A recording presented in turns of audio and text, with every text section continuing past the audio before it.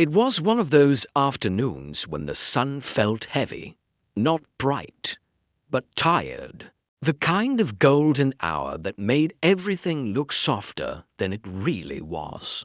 The old neon sign outside Miller's diner flickered like it was holding on to its last breath. Inside, the air smelled faintly of burnt toast, coffee, and memories that refused to leave. The waitress, Lena, wiped down the counter like she'd done 1,000 times before. She was young, mid-20s, with a calm face that looked like it had seen too much and said too little. The diner wasn't busy, just a few truckers by the window, a couple whispering in a booth, and the sound of an old jukebox playing a song that no one seemed to remember. Everything felt ordinary until the doorbell chimed. 3 teenagers walked in, loud, laughing, and carrying the kind of arrogance that didn't come from confidence, but from ignorance. They were regulars, the kind that never ordered much, but always made too much noise. Lena gave them the usual polite smile. "Booth or counter?" she asked softly. They ignored her and slid into the corner booth near the window, the one where the afternoon light fell unevenly, cutting their faces into half light, half shadow. Moments later, another customer walked in, a girl, no more than 16, her hands shaking slightly as she held the menu.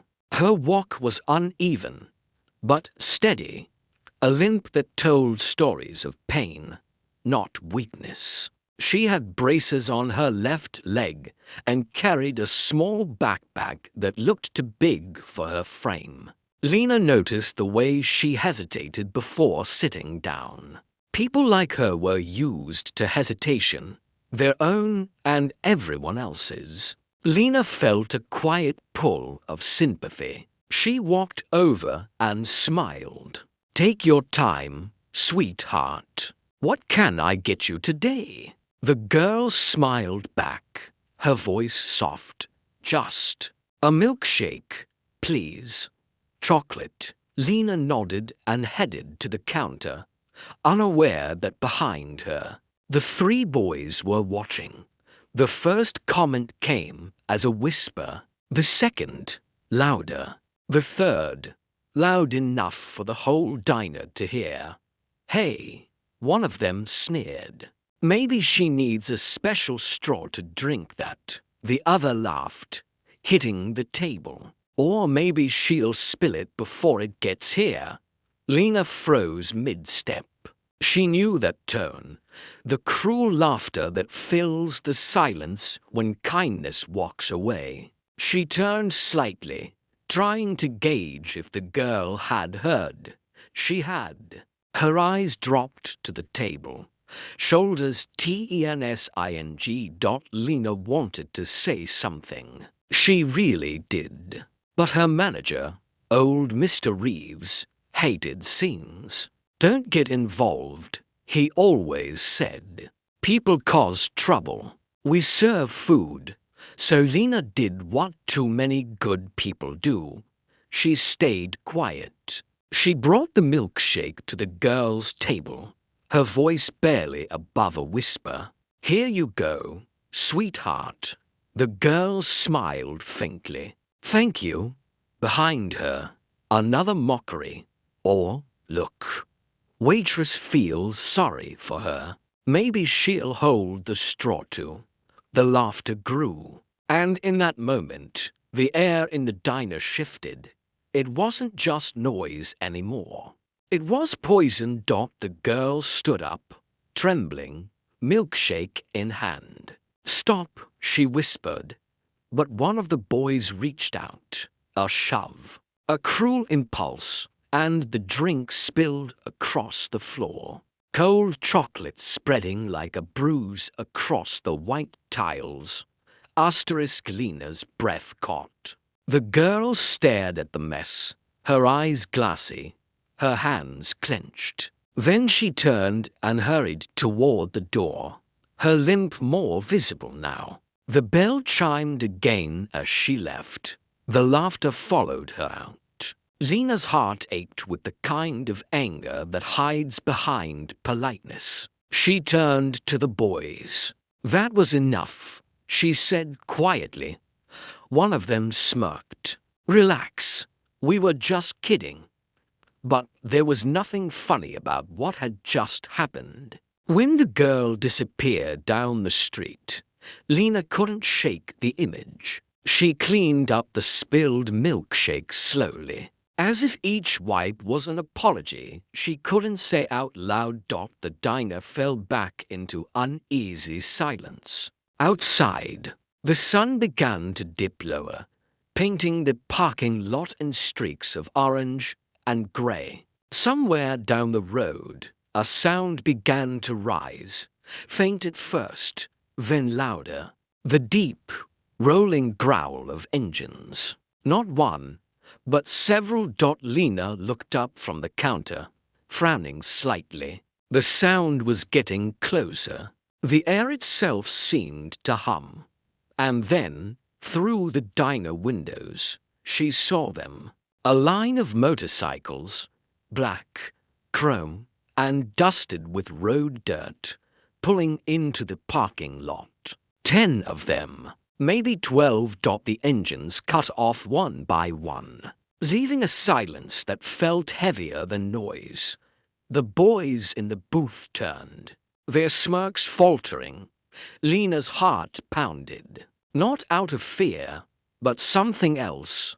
That strange, electric feeling that comes when fate starts rearranging its pieces. She didn't know what was about to happen, but she could feel it. The world was about to balance itself.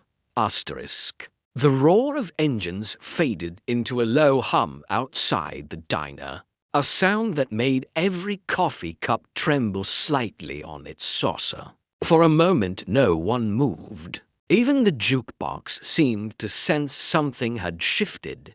Lena glanced through the window. 12 riders stood by their bikes, jackets dusted with miles of road, chrome glinting in the orange dusk. They didn't look angry. They looked aware. The kind of awareness that comes from people who've seen too much of the world to take cruelty lightly. The door swung open, bells chiming in uncertain rhythm. The tallest rider stepped in first. His beard was silver at the edges, his eyes a calm, quiet blue. A small patch on his jacket read Guardians MC. He nodded to Lena. "Coffee for all of us, please." His voice wasn't loud, but it filled the room like a promise. The 3 boys in the corner booth straightened up. One of them forced a laugh, pretending to scroll his phone. The others followed, whispering. Lena felt the tension swirl like steam from the coffee pots. While she poured mugs, the bikers took their seats along the counter. Their conversation was soft, nothing but low murmurs about weather, fuel, and roads. But every now and then, their eyes flicked toward the boys. Not judging, just knowing. After a while, one of the bikers, a woman with braided hair tucked under her helmet, asked quietly, "Everything all right in here?" Seemed tense when we pulled up. Lena hesitated. The memory of the girl with the limp flashed before her. "A customer left upset," she said carefully. Some kids thought it was funny. The woman's eyes darkened, not with anger, but with deep disappointment. "Kids these days forget that kindness is free," she murmured. The leader set his mug down. "Did she get home safe?" Lena shook her head. "I don't know." He nodded once, stood, and walked toward the corner booth. Every eye followed him. He stopped just short of their table. "Evening, boys," he said. polite as a pasta. You locals? They nodded nervously. Then you probably know that girl you laughed at. She's local too. Her name's Emily. Her dad runs the auto shop down the road. He's one of ours. The room went absolutely still. He didn't raise his voice. He didn't need to. He's a good man. Spent years helping folks stranded on highways. And that girl you mocked, she's the reason he works so hard. She had an accident when she was 8. Every wrench she turns, he does it hoping she'll smile again. He leaned closer, resting his palms on the table. So tell me, did it make you feel stronger or smaller? The boys couldn't meet his eyes. The laughter that once echoed from their booth had dissolved into silence. The woman biker placed a small napkin on the table. On it, in neat handwriting, she'd written, "Kindness costs nothing. Cruelty costs everything." She smiled softly. "Maybe you can pay your bill with that." Lena watched, a lump forming in her throat. There was no shouting, no threats, just truth laid bare. The kind that makes people see themselves for the first time. The leader nodded toward Lena. "If that girl comes back here, you tell her her dad's friends stopped by. We'll make sure she knows this place isn't cruel." Then he turned to the boys. "You'll apologize. Not to us, to her. You'll find her, and you'll fix this. Understand?" They nodded quickly. "Yes, sir." As the bikers finished their coffee. They left cash on the counter, far more than the total. Before stepping outside, the leader looked back and said, "The world runs on engines, but it lives on hearts. Don't forget that." The doorbell chimed again, and the rumble of engines returned slow, rhythmic, fading into the distance until all that was left was the smell of coffee and rain beginning to fall. Lena stood behind the counter, motionless for a long time. Something inside her shifted. The guilt she'd carried since the girl left began to ease. Justice didn't always need fists or fury. Sometimes it just needed presence. She stepped to the window, watching the last taillight disappear down the road. Then, for the first time that evening, she smiled, not because something extraordinary had happened, but because decency still existed in the world. The rain didn't last long. By the time dusk folded into night, the diner's neon sign had steadied its flicker, casting a pink glow across the empty parking lot. Lena stayed late, wiping tables that were already clean. She wasn't trying to tidy the diner. She was trying to tidy her heart. Every few minutes, she glanced at the door, half hoping, half dreading it would open again. Outside, the wet asphalt mirrored the sky like a dark river, and somewhere far away, thunder grumbled itself to sleep. When the bell finally chimed, she almost didn't look up, but the sound of hesitant footsteps made her freeze. It was Emily. Her hair was damp from the drizzle, her backpack clutched to her chest. She looked unsure, as if stepping back inside meant stepping back into pain. Lena set the cloth down. "Hey there," she said gently. "You came back." Emily nodded. "I left my wallet earlier." Lena walked to the counter, pulled open the drawer, and held it out. "You did. I kept it safe for you." She paused. "And some people came looking for you." Emily blinked. "People?" Lena smiled. "Friends of your dad's. Big bikes, bigger hearts, For the first time that day, a tiny laugh escaped Emily's throat. "They showed up here." "They did," Lena said. "And they made sure everyone understood what kindness looks like." Emily lowered her gaze. "I shouldn't have let them bother me. I should be used to it." Lena shook her head. "No one should ever have to get used to cruelty." Silence hung between them, soft, healing silence. Lena gestured toward a booth. "Sit down. Let me make you something warm." On the house, Emily hesitated, then nodded. "Only if you sit with me." They sat across from each other as the rain started again.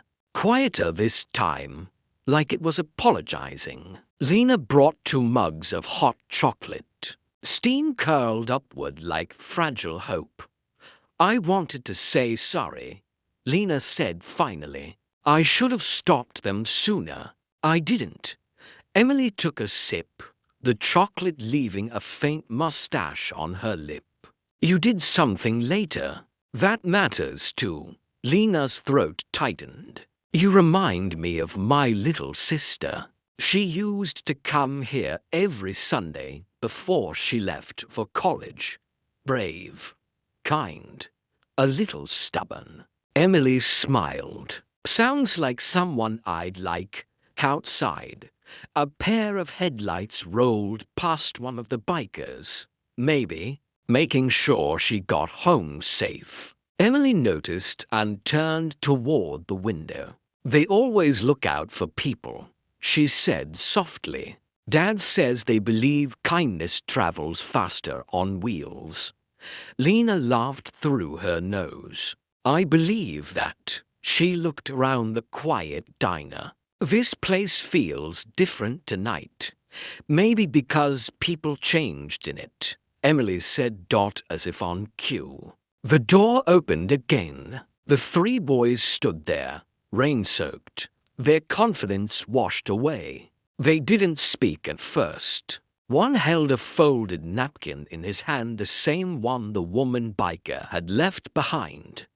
Lena tensed, but Emily's voice stayed calm. "It's okay," she whispered. The tallest boy stepped forward. "We came to say we're sorry," he said, eyes fixed on the floor. "We were stupid. We didn't think." Emily looked at him for a long moment, then nodded. "Then think better next time." He exhaled, relieved. "We will." Lena saw something remarkable then, the moment guilt turned into growth. It wasn't dramatic, just a small flicker of humanity reigniting. The boys left quietly. No applause, no moral lecture, just the sound of the bell and the rain's applause outside. Emily stared at the napkin they'd left behind. On it, they'd written, "Kindness learned." "Thank you," she smiled. "Guess kindness really does travel." Lena nodded. "Faster than we think." They sat together for a while, 2 souls wrapped in quiet understanding. Somewhere down the highway, engines hummed again, steady, peaceful, like a heartbeat reminding the world that good people still exist. When Emily finally stood to leave, Lena walked her to the door. "Come by any time," she said. "Your milkshake will always be free." Emily grinned. "I'll bring my dad next time."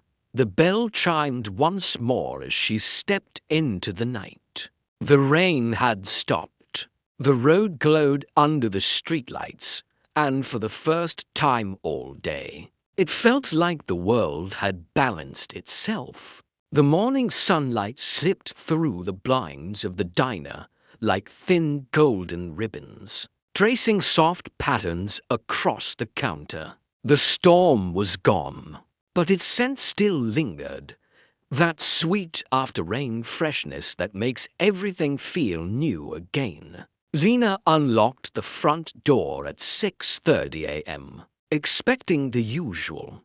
The smell of coffee, the low hum of the refrigerator, and the quiet peace before the breakfast rush. But when she turned on the lights, she froze. Someone had left flowers on the counter.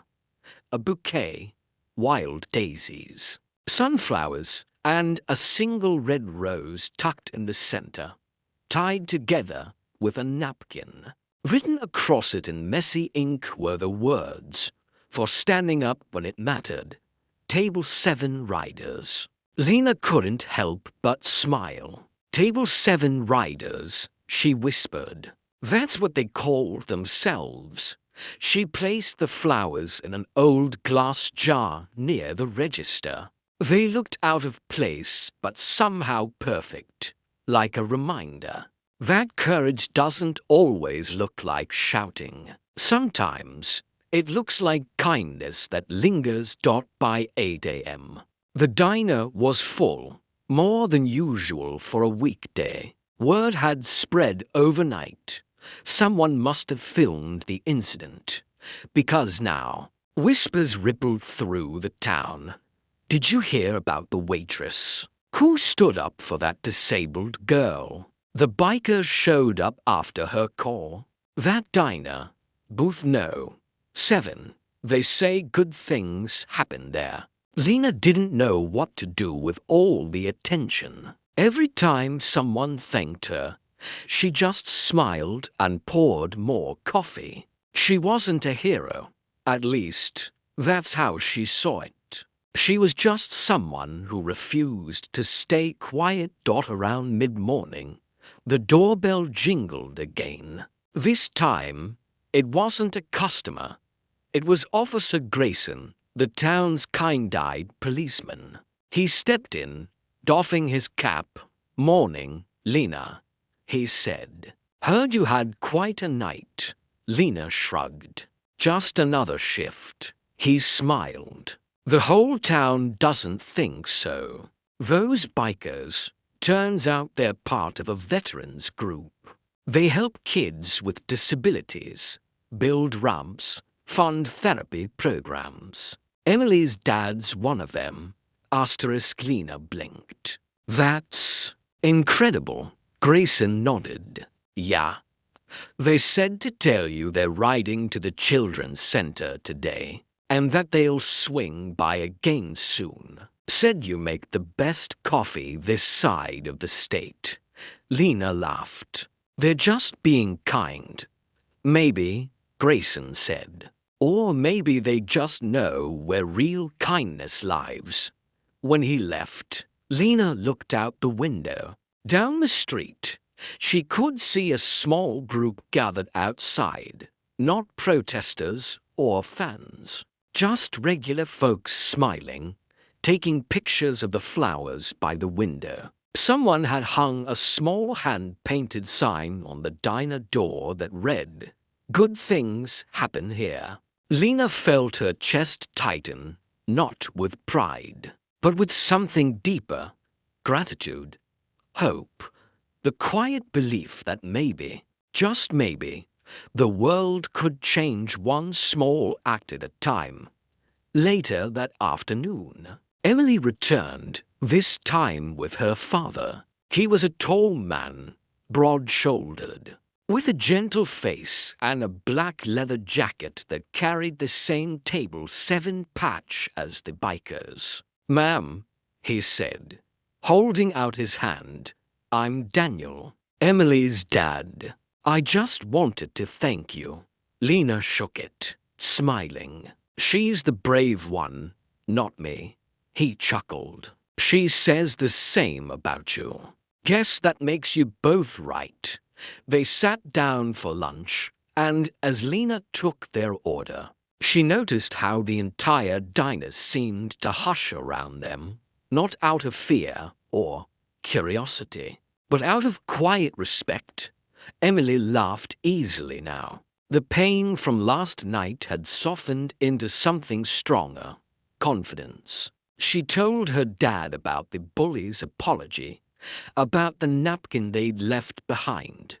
Daniel listened, pride shining in his eyes. That's the thing about courage, he said. You don't always see it coming. Sometimes it walks out of a kitchen with an apron and a coffee pot. Lena blushed.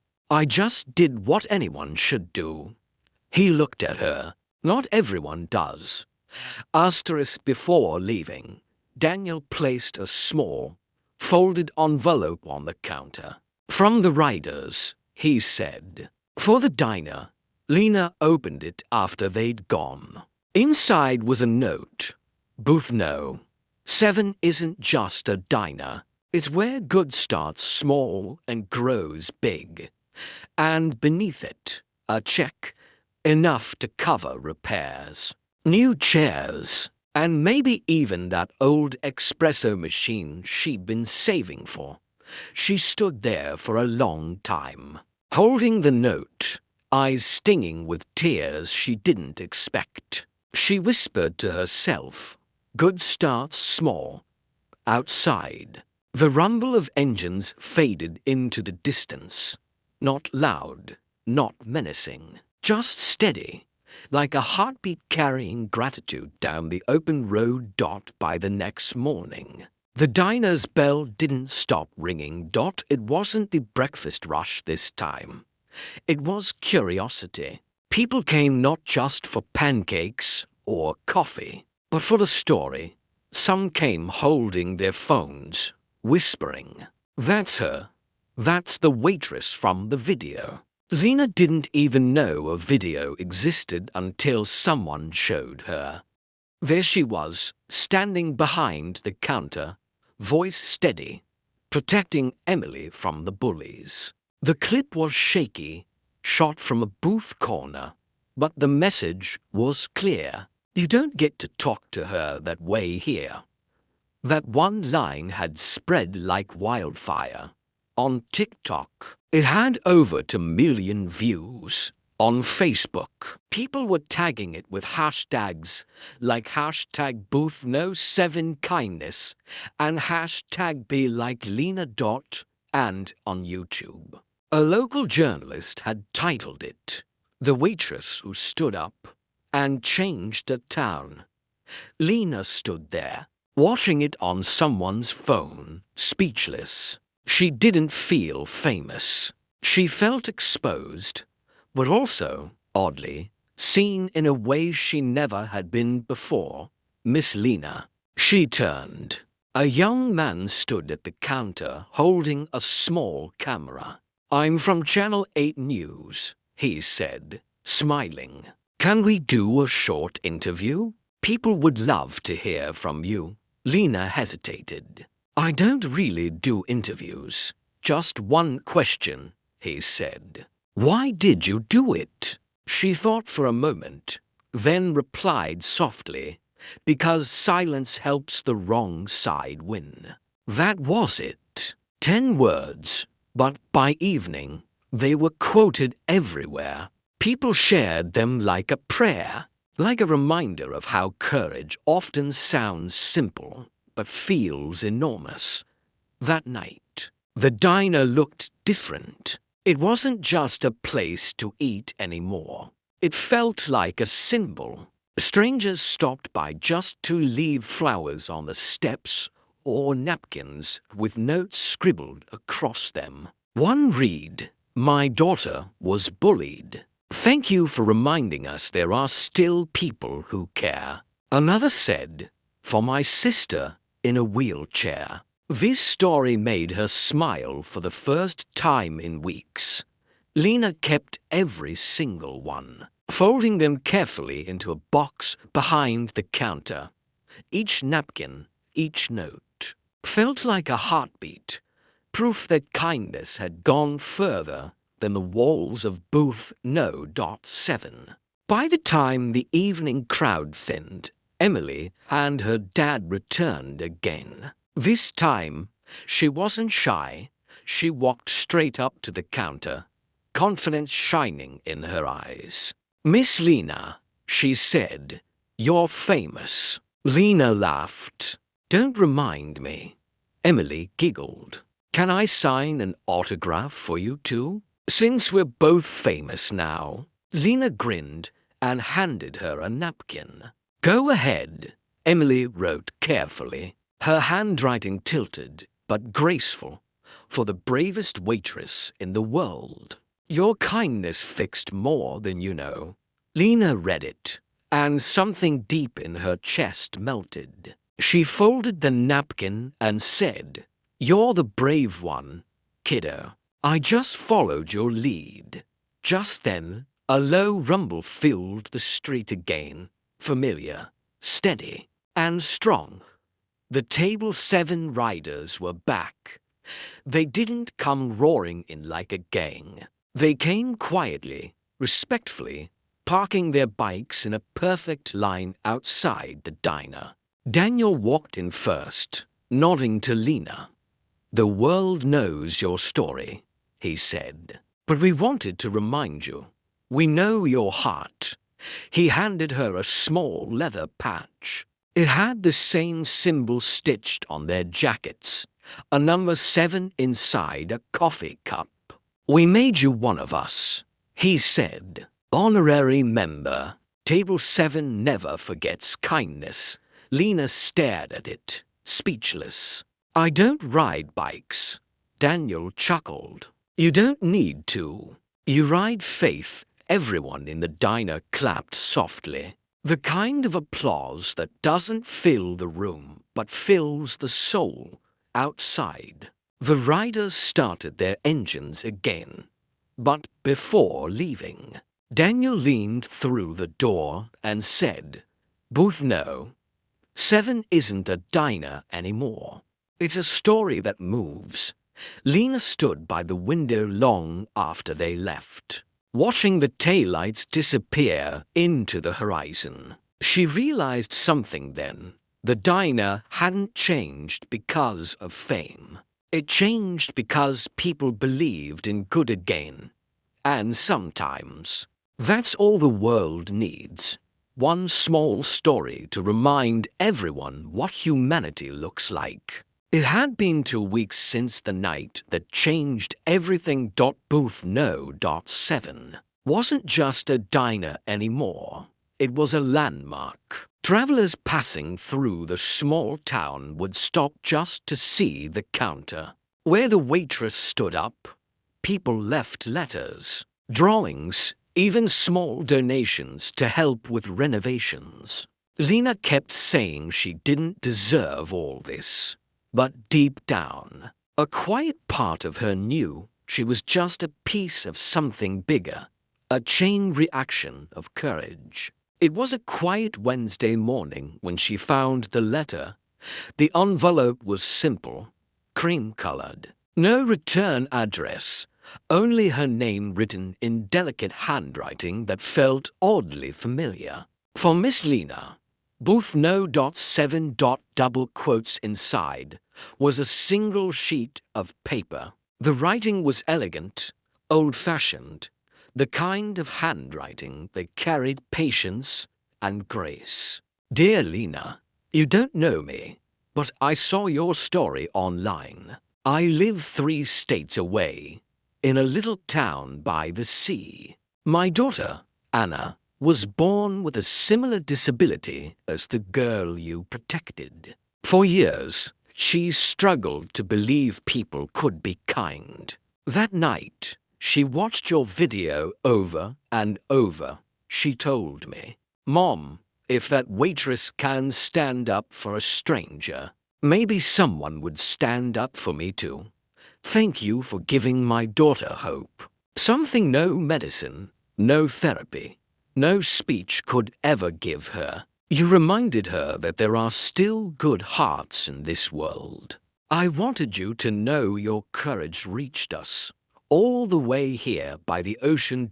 With gratitude." Clara S. and his mom Lena stood behind the counter for a long time, the letter trembling in her hands. Her throat tightened, and for the first time since everything had gone viral, tears spilled freely, not from fear or shock, but from pure grace. She sat down at Booth No. 7, the same booth where Emily had first been bullied, Anne whispered. It really did travel. Later that evening, when Emily and her father came by again, Lena showed them the letter. Emily read it slowly, smiling through her braces. She sounds nice, she said. She does. Lena agreed. I think we should write back. So they did. Together, they sat at the counter, pen scratching against paper, writing a reply that began, Dear Clara and Anna, thank you for reminding us why small acts matter. We hope one day you'll visit booth No. 7. The milkshakes will be on us. Lena signed it. Then passed the pen to Emily. Emily added a line of her own. P.S. The waitress is my hero. But don't tell her I said that. They laughed, sealed the letter, and dropped it into the old blue mailbox across the street. The night air was cool, and the town was quieter than usual. The kind of silence that comes after something good has settled deep into people's hearts. When they returned, Lena found something new taped to the window. Another napkin note, written by hand. Kindness doesn't echo once. It keeps traveling. She smiled, tracing the words with her finger. For the first time in years, she didn't feel like she was just serving coffee. She felt like she was part of something living, something moving. That night, before closing, Lena looked out the window toward the empty highway, the same one the table 7 riders had taken that night. Far in the distance, faint and low, she heard the soft hum of motorcycle engines. She whispered, They're still riding, and smiled to herself. The light from the diner sign flickered once, not broken this time, just glowing softly like it was nodding in agreement. It was late, almost midnight. When the last customer left booth No. 7. The neon sign hummed quietly, painting pink reflections across the empty tables. Lena was tired but peaceful, her apron dusted with flour and coffee stains, small reminders of a long but good day. She wiped down the counter one last time and reached for her coat when the doorbell chimed. At this hour, the man who stepped in wasn't one of the regulars. He was older, maybe in his 50s, wearing a dark brown jacket that had seen better days. His hair was streaked with gray, his posture a little weary, like someone who had been carrying stories to heavy for too long. Sorry, we're just closing, Lena said politely. He smiled faintly. Then maybe just a coffee to go. Lena hesitated, then nodded. Sure. Black? Always, he said, taking a seat at the counter. As she poured, she noticed his eyes, kind, but tired. The kind of eyes that have watched a lot of things go wrong and a few go right. He glanced at the flowers on the counter, the letters pinned to the bulletin board, the napkin notes from strangers all over the country. This the place? He asked softly. Lena raised an eyebrow. The place, the diner from the story, the one where a waitress stood up for a girl. She smiled shyly. That's what they say. He looked around again, slowly. I drove 6 hours to see it. Lena froze. 6 hours? Why? He reached into his jacket and pulled out a folded photograph. The edges were frayed, the colors faded, but Lena recognized the girl immediately. It was Emily, sitting on a swing, laughing, years younger. That's my niece, he said. Daniel's little girl. Lena blinked. You're Daniel's brother? He nodded. Haven't spoken to him in a long time. Things got complicated after my accident. Lena tilted her head. Accident. He tapped his left leg. It was prosthetic. Bike crash 12 years ago. I used to ride with the Table 7 crew. After I got hurt, I pulled away. Couldn't stand being the broken one. Lena's heart tightened. I'm sorry. He smiled faintly. Don't be. Life has a way of steering you back where you belong. He took a sip of the coffee, eyes thoughtful. When I saw the video, he continued, I couldn't believe it. My niece, the little girl who used to cry because kids stared, now standing tall, smiling, brave. And the woman who helped her reminded me of someone I used to know. Lena leaned forward. Who? My wife, he said softly. She passed years ago. She worked in a diner too. Always said, kindness costs nothing, but it buys everything that matters. When I saw you on that screen, it felt like she was talking through you. The words landed like a quiet bell. Lena didn't know what to say, only that the air around them felt thick with memory. He looked at the counter again, at the small patch Daniel had given her. You earned that, he said. Table 7 was built on her words, my wife's words. She started it. The riders just carried the message. Lena's breath caught. Your wife started Table 7. He nodded. She believed no one should ever eat alone.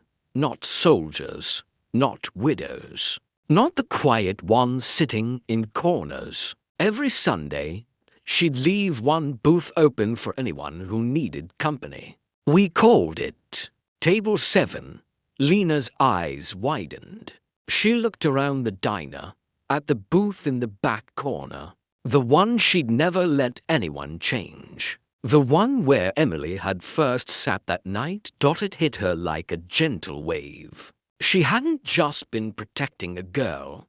She'd been protecting the legacy of kindness itself. The man finished his coffee, placed a few bills on the counter, and stood. I should go, he said quietly. Tell Daniel I stopped by. Tell him I'm proud of the man he became. Lena nodded. I will. Before leaving, he turned back once more. Keep that booth open, he said, smiling. It's where miracles sit. Then he was gone. Just like that. The bell above the door jingled once, and the night swallowed him up. Lena stood still, staring at the booth in the back corner. The lights flickered softly, and for a moment, just a heartbeat, she swore she saw the silhouette of a woman sitting there. Smiling. She whispered, Table 7 lives on. The neon sign outside hummed louder, bathing the diner in a warm, endless glow. A full year had passed since the night everything changed. Booth No. 7 looked almost the same, but somehow warmer. The walls were lined with framed letters, photographs of smiling customers, and even a newspaper clipping that read, One waitress, one act, one ripple. How a diner restored faith in kindness outside. Autumn leaves gathered around the porch steps, swirling in lazy circles each time the door opened. Inside, the smell of cinnamon coffee filled the air. Lena was decorating the counter with a small bunch of sunflowers when Emily walked in, holding a cupcake box. She was taller now, more confident. Her braces were gone, her hair longer, her smile brighter. Happy anniversary, she said, setting the box down. Lena blinked. Anniversary? Of that night, Emily said, grinning. Dad said we should celebrate. Lena laughed softly. Celebrate the night you got bullied? Emily shook her head. Celebrate the night you stopped it. Just then, Daniel walked in behind her, still wearing his leather jacket, the table 7 patch gleaming faintly in the morning sun. He nodded toward Lena. She insisted we come early. Wanted to make sure you didn't forget. How could I? Lena smiled. That night changed all of us. They sat down at booth No. 7, their booth, and for a moment, no one spoke. The diner was quiet except for the sound of the coffee machine hissing softly in the background. Then Daniel placed something on the table, a small wooden plaque, polished and simple, dotted red. Booth No. 7, a seat for courage. A table for all. Lena's throat tightened. It's beautiful, she whispered. Daniel smiled. We thought it was time people knew what this booth stands for. As they talked, familiar faces started trickling in. The morning regulars, the postman, even the local reporter who had first covered their story. Word had spread that this day was special. Someone brought flowers. Someone else brought a small candle. And before long, the diner was full, not of customers, but of family. Then, just as Lena was pouring coffee for a new group of visitors, she noticed something. A man stood quietly outside the window, leaning on a cane, smiling faintly. It was the stranger from that night, Daniel's brother. He hadn't come in yet, but Lena recognized him immediately. She stepped outside, the bell jingling behind her. You came back, she said. He nodded. Wouldn't miss it for the world. He looked healthier now, stronger. I made peace with Daniel, he said softly. We talked a lot. Turns out, all it took was one waitress to remind us what family means. Lena smiled. That wasn't me. That was table 7. He chuckled. Same thing, isn't it? They walked back inside together. When Daniel saw him, he froze, just for a second. Then, without a word, he stood up and hugged his brother tight. The diner went silent for a heartbeat. Then the room filled with soft clapping. No speeches. No announcements. Just two brothers finding their way back home. Lena stood behind the counter, watching the moment unfold, her heart full. This was why kindness mattered. Not because it made you famous. Not because it went viral. But because it healed things you didn't even know were broken. Later that evening, as the sun dipped below the hills, everyone gathered around booth No. 7. Emily lit a single candle in the center of the table. Daniel raised his mug. To the waitress, he said. Lena laughed, shaking her head. To the girl who taught me what courage looks like. Emily grinned. Fine, to both of us. Everyone laughed and clinked their cups together. Outside, the sky turned gold, then violet. The neon sign buzzed softly, its light steady and strong, like a heartbeat that refused to fade. And from somewhere far away, faint but unmistakable, came the sound of motorcycle engines, the table 7 riders, still riding, still spreading the story wherever they went. Lena looked out the window, her reflection glowing against the glass. Keep riding, she whispered. Booth No. 7 single quotes S light is still on. The year rolled forward, and summer arrived with the smell of rain on hot asphalt. Booth No. 7 stayed open late most nights.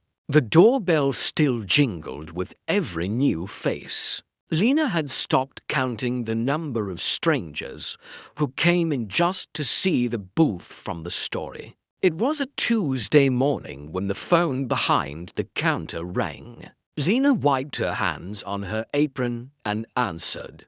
Booth no. 7. This is Lena. A familiar voice came through the static. Hey, sunshine.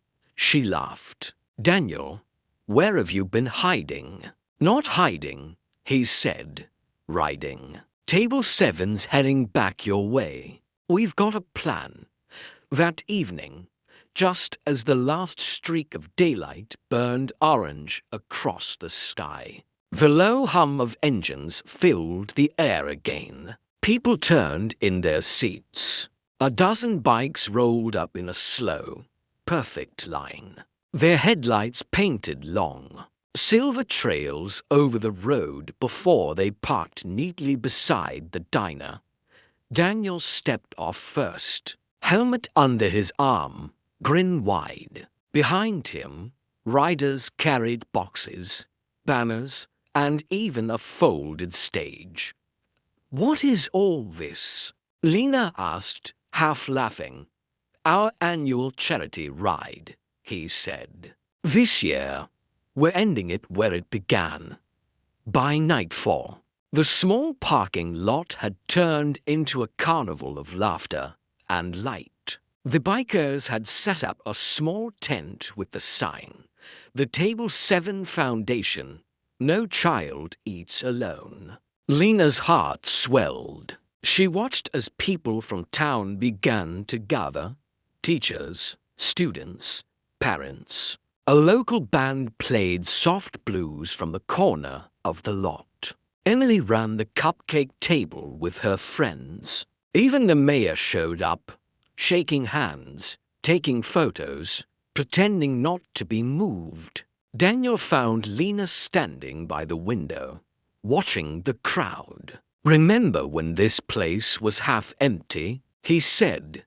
Now look at it, she whispered. It feels alive. He nodded. That's because of you. Because of us, she corrected. Booth no.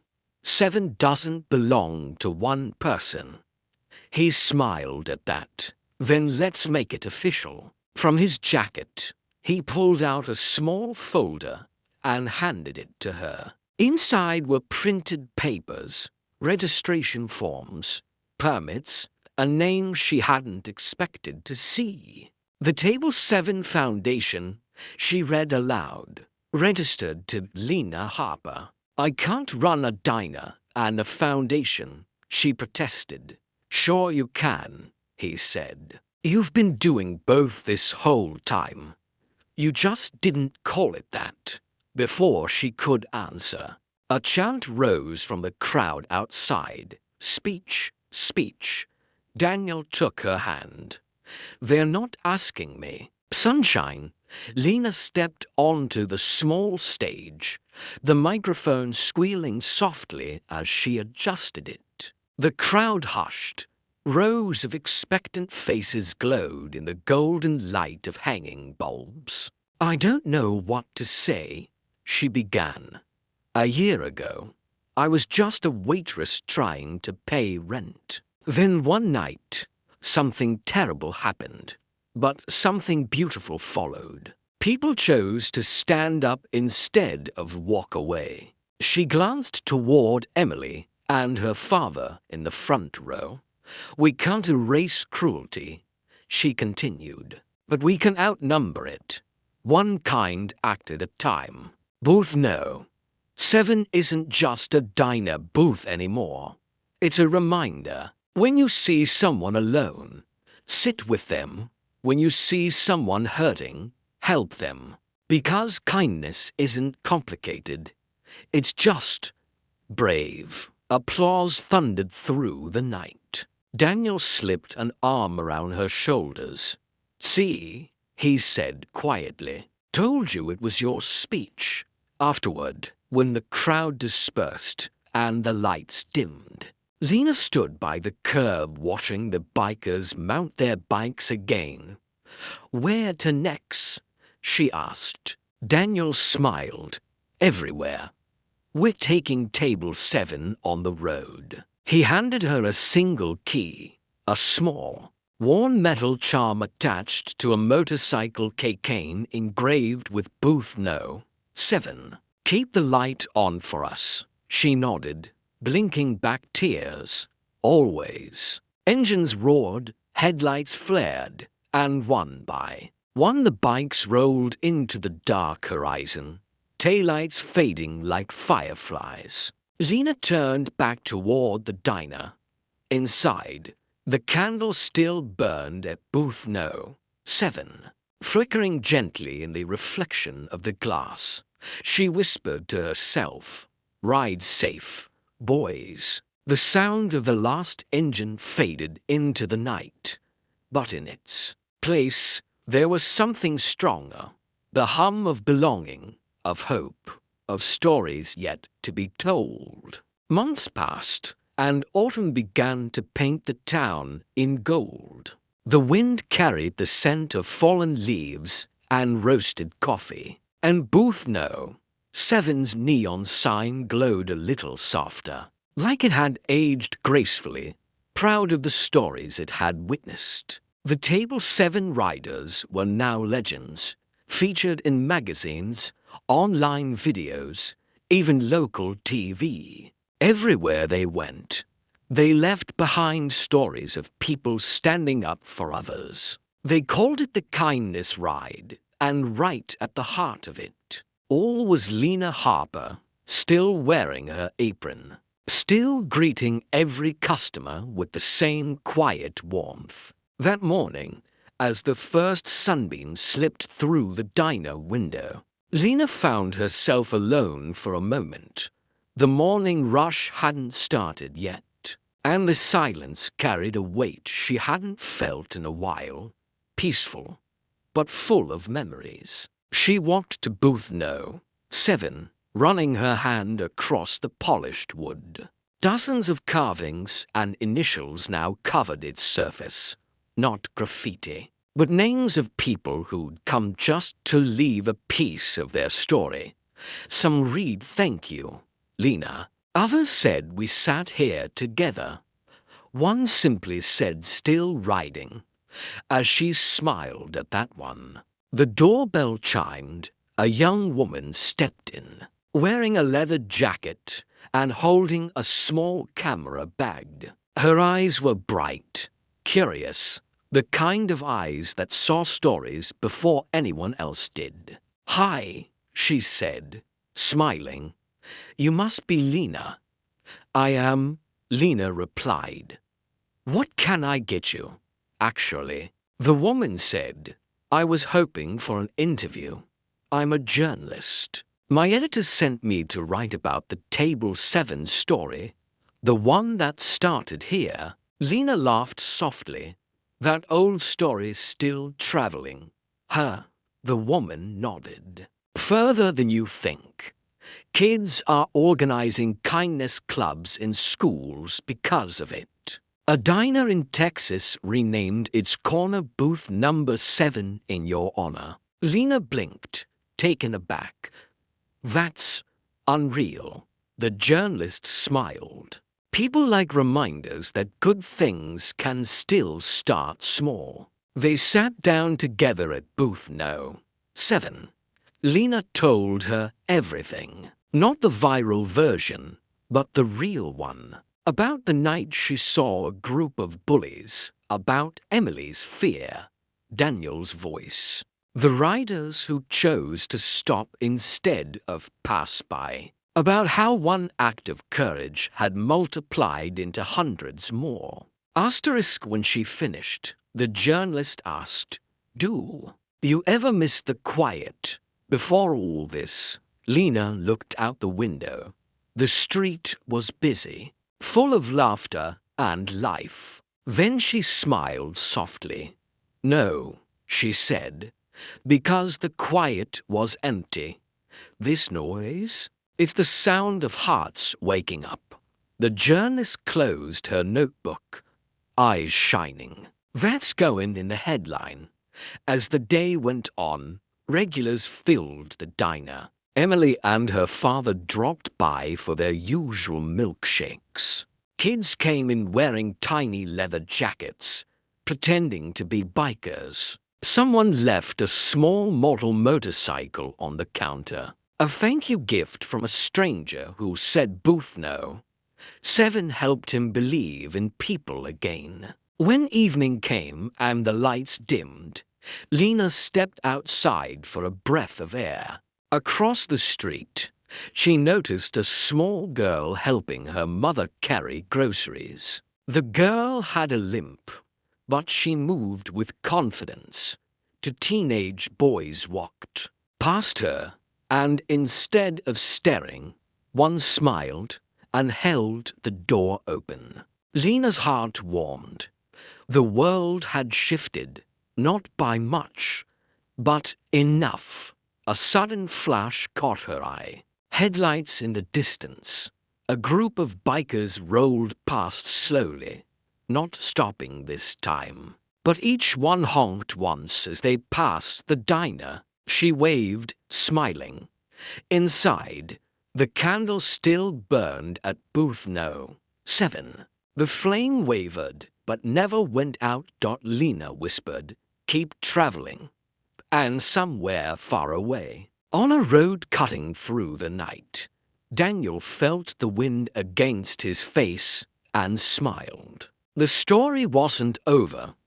It never would be, because kindness, once lit, doesn't fade. It just finds new roads.